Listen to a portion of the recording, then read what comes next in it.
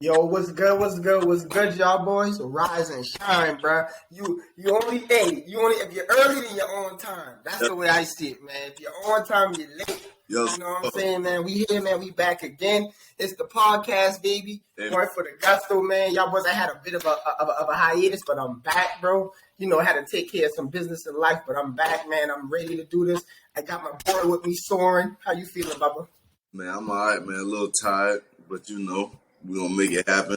We up early morning. Make sure you get you some good eggs, Benedict, and sausage, turkey sausage, that, good orange juice, freshly squeezed with no pulp. Okay.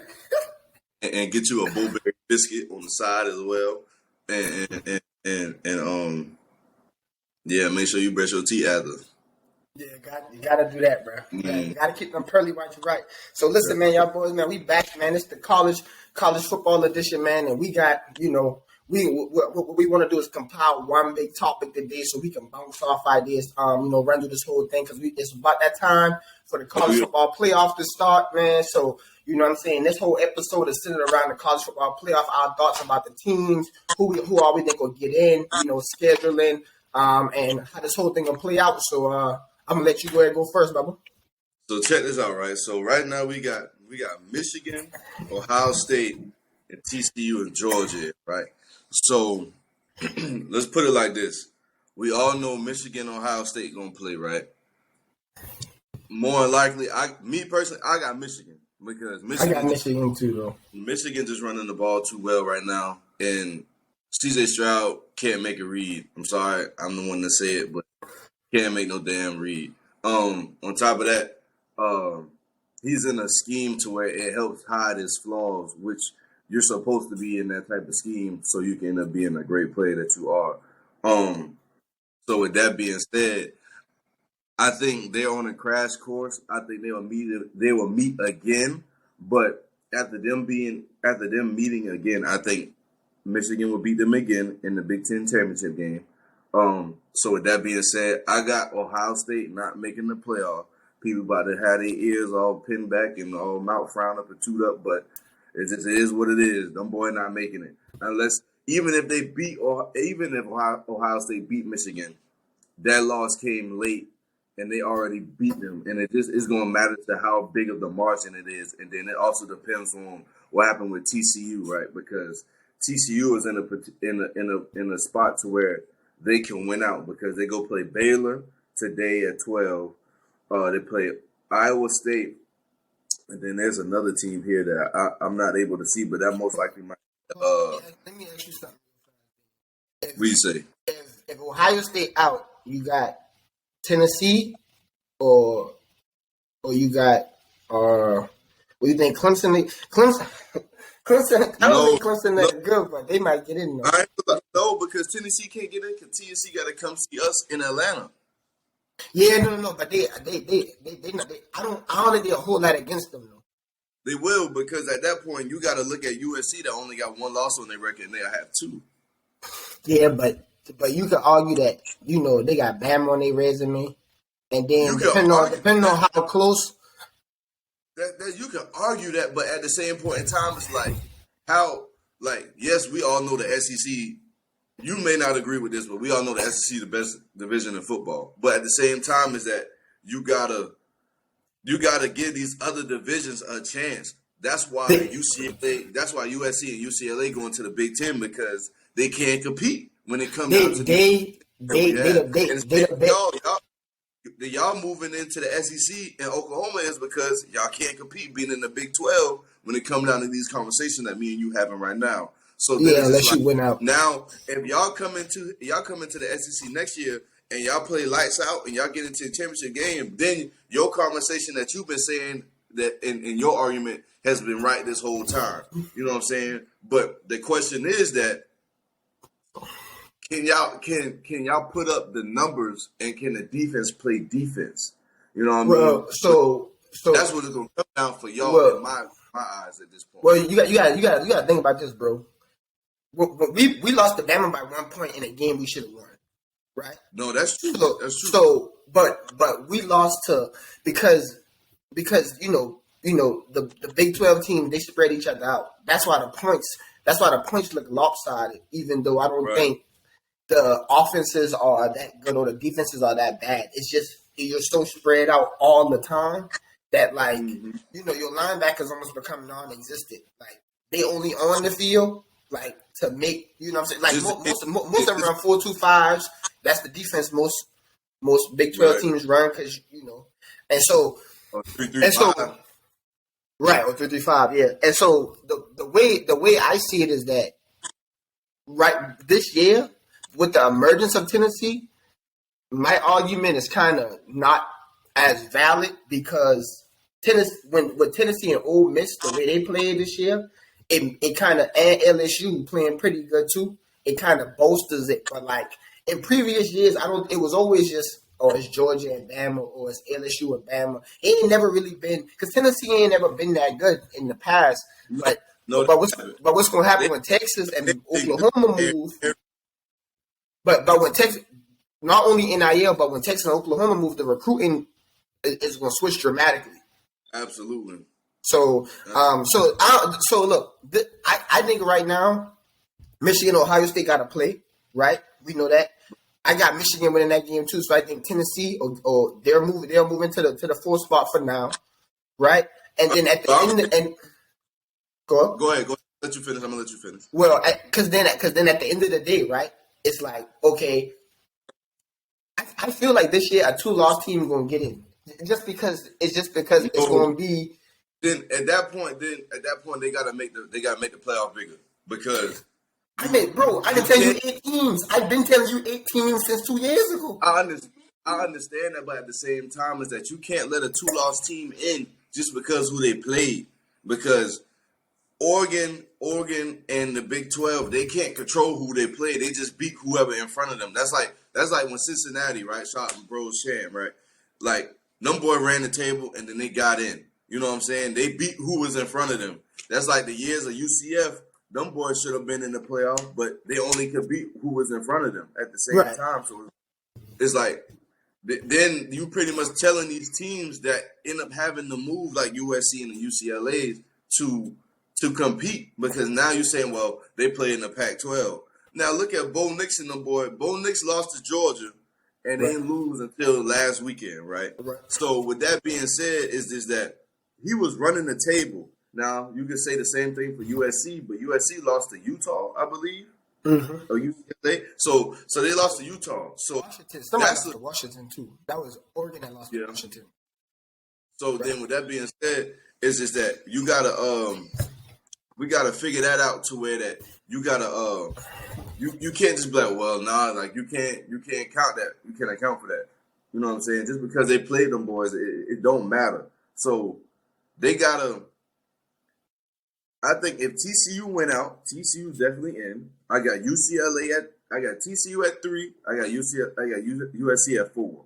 So then at that point, like, so now you got Georgia playing TCU, and then you got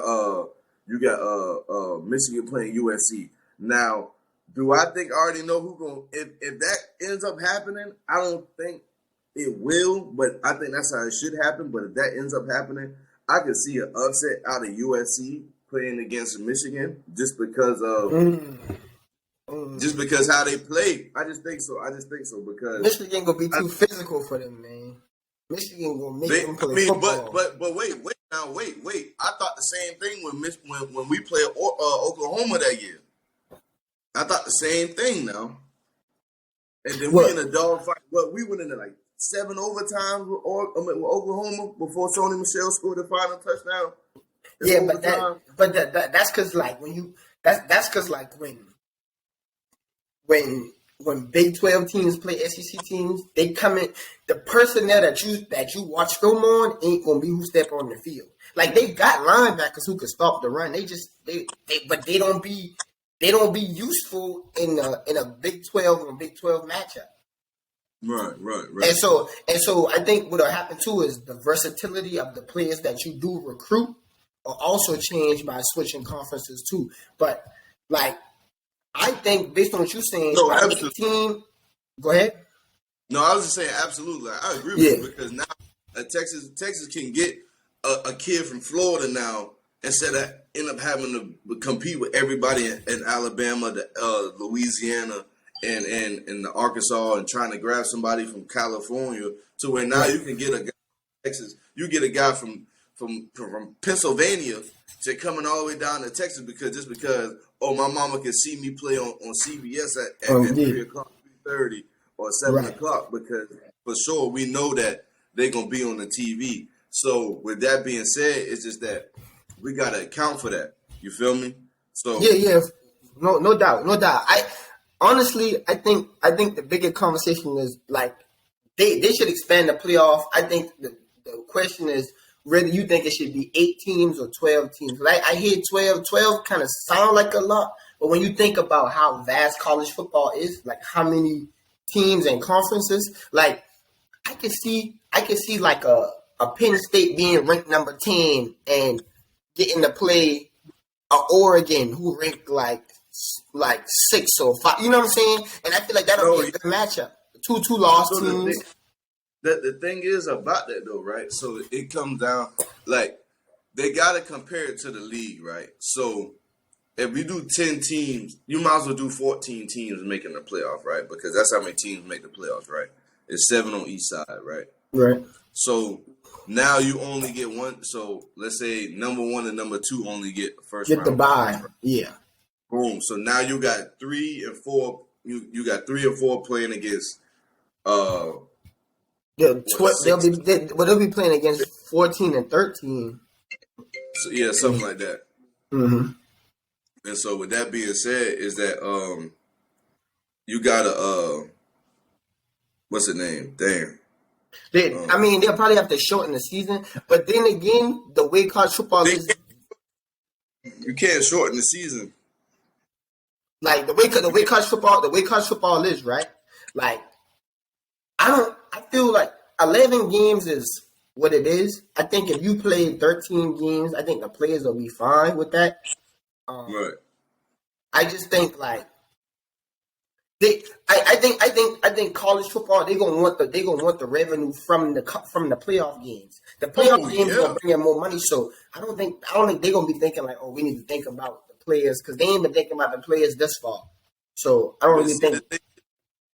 The thing is about that though, right? So now the question is, do we go back to what it was back in the day? To where, I'm not saying back in the day, but like the SEC champion, like it won't be like no championship game. It's just whoever got the best record out of the conference are the champions. Because there's no point of playing a championship game and then now you got to go play 3 or 4 more games after that. Well, so now you talking. But that's talking about now. Go ahead. Oh no, but that's conference based though, right? Like every conference don't got a championship game. But the Power Fives do. Right, the Power Fives do.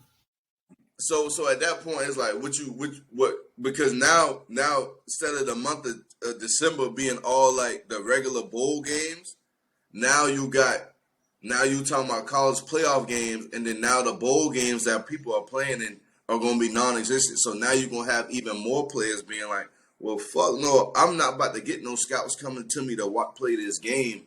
I got a whole 4 years of film, and within progression, is no point of me playing this final game and risking me getting injured at this point, because you're going to go watch the playoff game anyway, because that's what's going to be more appealing to the eye at that point. Now, mind you, there will be scouts that's in their room be like, hey, fuck what y'all talking about. I'll ride out there to Tuscaloosa or whatever in Idaho, whatever, to go watch these boys play, because dog run 4.39 and got 9 interceptions in his conference. Right. Like, no, yeah, for sure. Right. Yeah, no, it's no, I see what you're saying, but then it's like if it's because then if you do it the other way, right? It's like if you win your conference, you should just get in the playoff. But what's going to happen is, but then most people going to say, oh, but the SEC is better, so we got to force a second team from there in there. You know what I'm saying? Because if you can only play who in front of you, so if we win the Pac-12 and it's one loss, and then Georgia win the SEC, right? Georgia win the SEC, but Tennessee got one loss. A lot of times, more than not, they would have put Tennessee in, right, and leave USC out. That's what they do 9 times out of 10. So it just what you had just said just now, because somebody called me again. I forgot to put my job on do not disturb. Oh no, you cool. I'm saying if what they might as well do then is if you win your conference. Oh right. You in. All right, I'm cool. I'm locked in. So now that's the thing, right? So now if you win your conference, right, that's an automatic stamp. So then at this point, when it come down to that, what about that team that gave that conference champion a dog fight? So right. now you're gonna have the losers looking like, hey, that y'all came down to the last second field goal, man. Like, and we took them boys into 3 overtimes. I think I deserve spot 10. You know what I'm saying? But it's gonna be hard to do that. You know what I'm saying? So the committee already now like jacked up as it is. So now you looking like, well, maybe we can make it a little bit better because now they got to change the criteria when you added 10, 12 teams in it. Right. Because I already didn't like how like the college football committee, they got a different ranking than the AP polls, which don't make no sense. It don't, because the AP polls are votes by coaches apparently, right? Or something yeah. Like that. Yeah, so like, right. so they saying he's the best team in the. Like, I want to know is the cats that's voting. Did they even play a liquor ball? Because if you ain't play a liquor ball, you ain't got no right to be voting for something. You know what I mean? But I can use that now. I can use that for like other things, like like actual voting and voting on things. But at the same time, this is a game that sometimes you gotta actually play to know knowledge in a sense to where like you can be like heard, but that's not taken away from somebody that actually sat down, looked at in the film, hours, study. I'm not taking nothing away from you, my man. Yeah, I think that's one of those conversations of X's and O's and then the part of the game that can't be quantified by X's and O's. Like, I know what you mean. Like, like you could say like, man, if you just run that slant, it's gonna be all good. But I'd be like, no, boy, 55 and that, no, 55. I'm telling you, need to come across there. What I look like? You want me to just run up in there? He's seeking at 8 yards every time because he know it's coming. I'm coming out the break and I'm slowing down, even though I'm supposed to be in that thing like a rocket. I'm slowing down so I can catch that thing and roll like no. Yeah, because he done see bro. He done see the Ray Lewis motivational speech. Say you gotta trust it when you see him coming now. You trust it. Go ahead, stick him now because he keep coming. That would be bad. But nah, what he said, hey, what are you doing? The D. He said, I seen the D. You ain't got to worry about that. And it's in the middle. Where, dude? But no, bro. But honestly, I don't really know who the voters are. I don't think the committee do a bad job when they be voting for the most part. Like the last couple of clubs, I don't think they did a bad job. But I do think sometimes it's like it's a team they want to get in there real bad. Now the only two times that stick out, right, is obviously Georgia, y'all last year, and then the year that Bama played LSU. Because in those scenarios, the team lost, but then they came back and won the national championship game. So, like, Bama beat y'all the first time and y'all won the national championship game. And then with LSU, back when the Honey Badgers were playing, remember they beat Bama in the regular season in the SEC championship game. And then Bama got the 2 seed already, which I've been blown, obviously, because my boys from Texas only had 1 loss that season, I think. But, ain't nobody else been getting in by Bama. We don't have to know that. But, like that right there. So now it's going to be harder because it's not going to necessarily be harder to get in, but it is because now, like, that team that lost in the championship game gonna be like, but bro, I beat these boy one time already. Right. Like, let me get the tiebreaker. But now you're not gonna be no, you can't get your lick back. You gotta get your lick back next year. Right. And then now you got a salty taste in your mouth. You know what I'm saying? So it's just like Well, you say next year unless you going into the draft, then you really upset. Right. So now you can't do nothing at all at that point. Now you just like, well, shoot. Hopefully a team see what I did, and let me get some of that good paper. You know what I'm saying? Mm-hmm. And I can feed my family for the rest of my life off of that job. So it's just like because a lot of people don't realize now, not like we all watch the Pivot podcast and like I Am Athlete and stuff like that. So like they were saying that. I know I'm getting completely off topic, but just saying like. As soon as you get drafted, you rich. No, we all understand that that's not the case. Right. Because you got to get the money first. Right. You got to get drafted, and you don't sign the contract immediately. You got to go to training camp. Then you gotta go through them trials and tribulations, boy. You got to walk through that fire. And if you make it out that fire, you know what I'm saying, more power to you and blessings and glory, you know what I'm saying? But at the same time, you got to get through that fire. And so that's the thing that you got to bake on when you making it at that next level, because you got to bake on you doing what you're supposed to do, you knowing your information and knowing the next man and the man behind you and in front of you. You know what I'm saying? So it's just that 10 team though, that to get back on topic, but 10 teams it's gonna be a lot more stressful on that committee, because now they just gonna be throwing teams together that they like at that point. Because now you're gonna see Penn State trying to sneak on in there with 3 losses because they competed well and they had injured players. When you got a team like Tulane that going undefeated, but they can't make the playoff because and that's what it's gonna have to come down to. It's gonna be they're gonna have to make some kind of stipulation where it's like, okay, like you can say if Penn State. All right, Penn State went undefeated. They lost to Ohio State and Michigan. And then Ohio State only lost to Michigan. So now you got Michigan in undefeated, and you got Ohio State with 1 loss. At that point, you might have to say, all right, we got to look at another conference before we just add Penn State, because even though their 2 losses came from the 2 teams that are in the playoff, that don't necessarily mean that, a 1-loss USC shouldn't be ranked higher, because then the only problem I think what the committee would do is that if you do it like that, they'll say, oh well, we don't got no urgency to make USC the 4 seed, so let's just make them the 8 seed, and that's when it'll get messed up, because then it's like now you unfair. Now,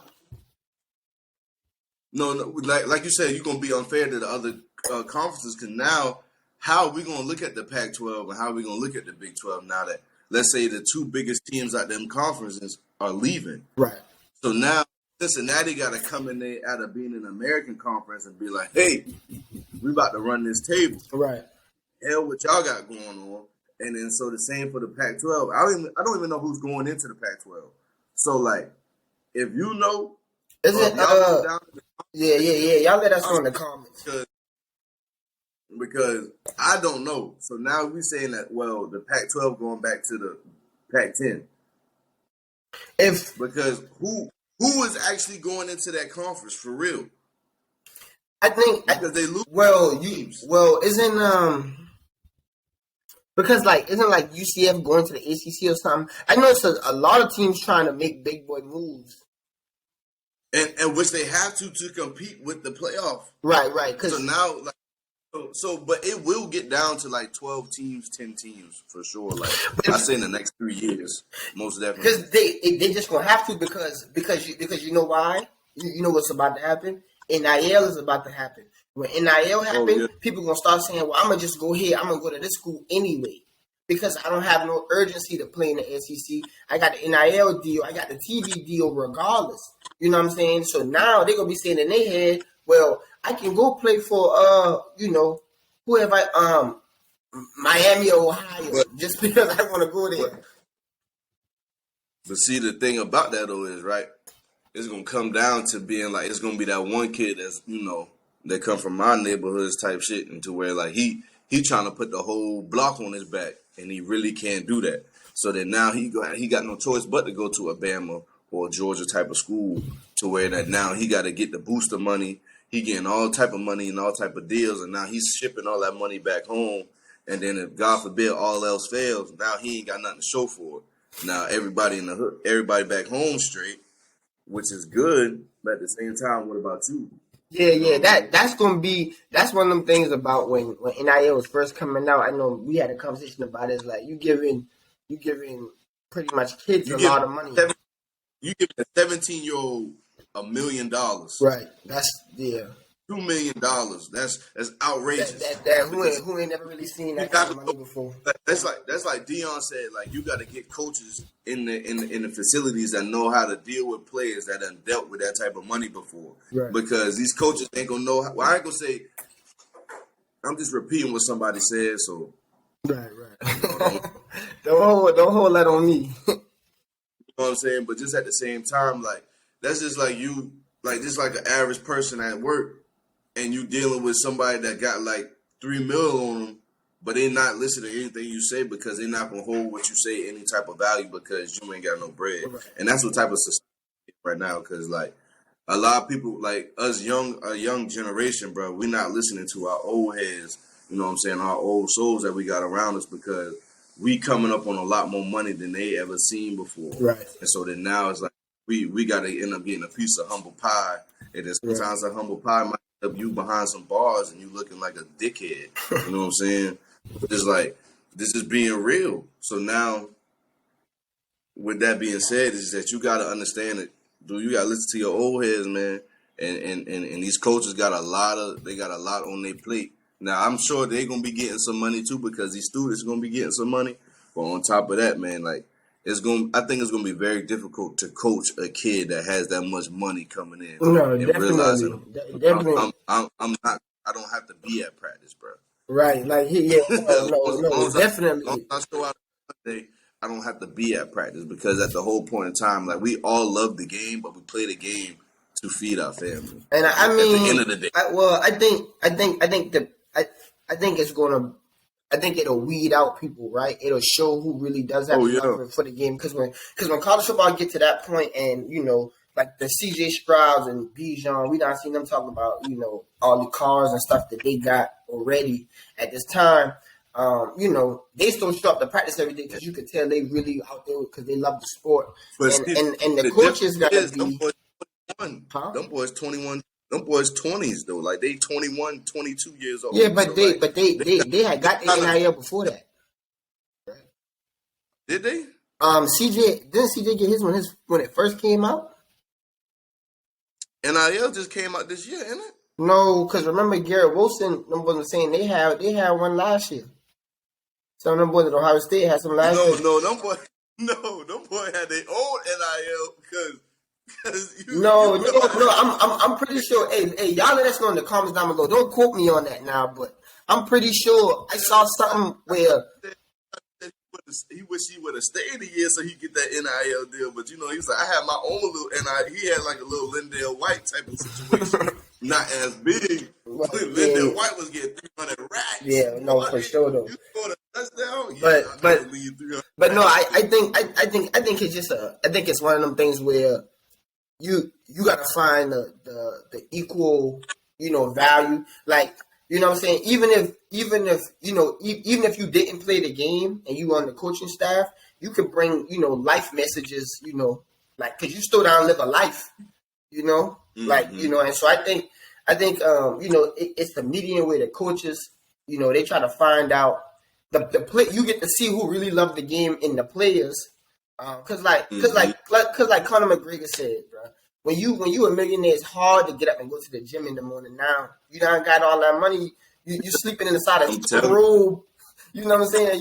You was in the trenches about 3 years ago. Now you got the silk robe. You like, well, I don't know if I go into the gym today, but it's going to weed those players out because then you gonna see some of these players really just love the game, so they're gonna play with the money or without the money because some people will be on the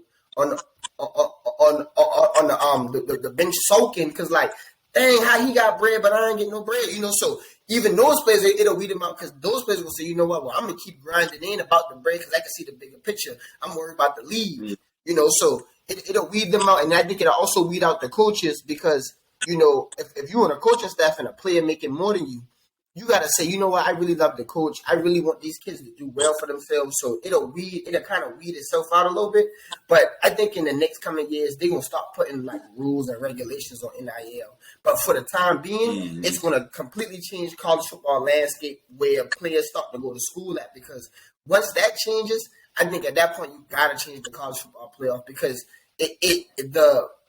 the top four teams aren't going to just be the top four teams no more, because the talent is going to be so spread out. So you ain't going to be able to just say, like, you ain't just be able to say, these are the best four teams. It ain't going to work like that. It's going to be a 6 and a 7 team that say, oh, them boys can compete.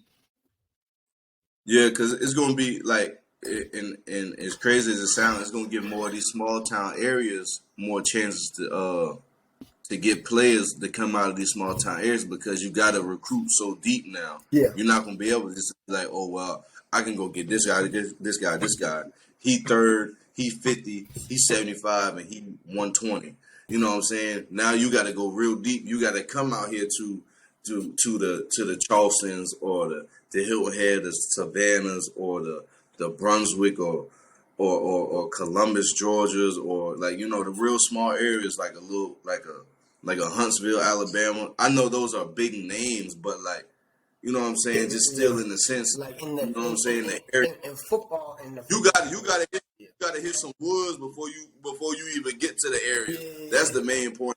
You got to really do some driving before you really want to see some talent now, and I think that's real good for college football. Okay, most definitely. Well, bro, this is what I want to do, because I think we had a good in-depth conversation about that. I want to touch on one more topic before we wrap it up. Y'all let us know what y'all think about extending the college football playoff in the comments. Let us know y'all teams, y'all picks, who you think will win it all, who you think is deserved to get in, who don't deserve to get in. I want to ask you a question real quick to bounce off what you just was talking about. You think that's going to affect the star rating for players coming out of high school? So like it'll be more 4 and 5 star players, because sometimes you end up being a 2 or 3 star player just because your school is small and you don't. Oh, you know. Well, so in that aspect, I would like to say yes, but I'm gonna say no at the same time, because then at that point, like, we already know, in a sense, they already kind of just be giving out stars in a sense. Now, some players do actually earn their job, but I'm saying in the sense of, like, they just going to be doing that so it look better on the coaching staff resume. You know what I'm saying? Mm-hmm. Well, I got the, you know, I already got this guy coming at 3. You know what I'm saying? You at 25, so you know, y'all two together. Mm-hmm. Y'all, you know, I'm trying to build something there. I need you to come help me. You know what I'm saying? Yeah. No, I feel like the top 10 players that be on ESPNU, I feel like those top 10 players most of the time really be legit. But I think a lot of times, like you know, I ask that question because I think sometimes somebody will be a 2-star, 3-star player, and it's like, if you take that player and put him on this team, he's automatically 5-star though. Because the O-line better, the quarterback better, they ain't stacking the box on the running back. You know, it's just he's the same caliber of player, he's not getting a fair shot. Which is why, you know, what I always say, and me and you always talk about this, just to let y'all boys know, you know, the audience, this is a conversation we always have about when players get drafted in the league. They always come back 3 years later and say, how do we miss him in the draft? You missed him because he didn't go to Bama. And so in your mind, you said, oh, he ain't that good. But it was like, we can see he's that good. He just don't got nothing to help him. So now when he get to a fair playing field, now we in the league and it's fair all across the board. You know, now you can really see, oh, 1-on-1, you know, hey, that's barbecue chicken, bro. He could never guard me. But my quarterback got sacked 20 times in one game. So what you want me to do? You know, I've been open, but what you want me to do? Or the O-line bad, so we had to run the RPO the whole game because the O-line, like, you know, it's a perfect example. Look at Calvin Johnson, because he went to Georgia Tech, so it was like the offense they run was not like, well, he might be good, he big, he fast, but we don't really know. But when he get to the league, it's like, look at him, and I feel like it's the same way for a lot of high school players, like, you only a 2-star, but like, man, put me on a fair team and let me line up against this one guy. Should be 4 or 5 stars. that goes to that conversation me, you, and Cheese was having on here one day. And I was one college football player because, like, I think you realize it, but like, I don't think a lot of people realize the difference in areas that we grew up in, right? In the sense of like sometimes y'all gotta realize that y'all in Charleston, bro, right? And we in little Hilton Head, Bluffton, to where that you gotta actually. So when I was explaining like the Hilton Head, Bluffton, it's hella talent within our little ass area, but we so overlooked because we got Savannah right here, and then you got Charleston. So then it's like, well, shoot, I'm gonna go see what's going on in Savannah and Charleston before I go see what's going on right here. So then, with that being said, with the stars and stuff like that, I think it gives more areas like that more opportunity. But like you said, if you put that player on another team, now he becomes a 5-star player. So I definitely agree with you on that, though. Most definitely, I definitely agree. And then they fall to the wayside a lot too. But shoot, man, we had a good Yeah, one, man. 35. Yeah, let's call that an episode, man. We like it, man. We appreciate everybody for tuning in, man. Y'all boys, them was they talked about it on the last episode. You know, we was gone for a little while, had to get some things together, but we're back, man. We're trying to get back consistent, bring this content, man. We appreciate y'all for tuning in. You know what I'm saying? It's going for the gusto, man. Watch out for the merch, man. You know what I'm saying? Let us know in the comments what you like, what you didn't like. You know what I'm saying? You got any final words, bro? Hey, so we got a Discord, man, so y'all can come in there and talk y'all junk, man. You know what I'm saying? We definitely got a Discord, email, Facebook page. Make sure y'all go add the Facebook page, you know what I'm saying?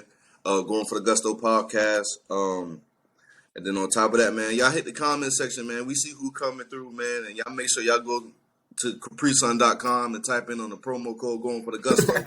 And make sure y'all get a park and some good spring water today, man. Y'all stay hydrated. All right, man. We out.